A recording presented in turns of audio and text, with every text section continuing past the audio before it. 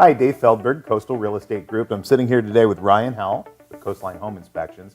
And good question for Ryan today is, how do you know if something's a big or small fix on the home inspection? Well, it's kind of a subjective question, but to be honest, I would classify a big fix as something that impacts several systems of the house.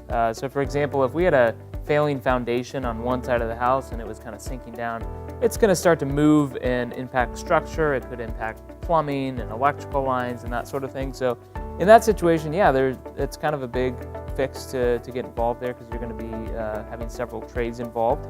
A small fix would be something like the heater doesn't work or there's an electrical defect at one of the outlets. While it may be a safety issue, it's still a relatively small fix and something that can easily be done in usually an hour's time with a qualified professional. So you're thinking big and small fixes is mostly based on cost?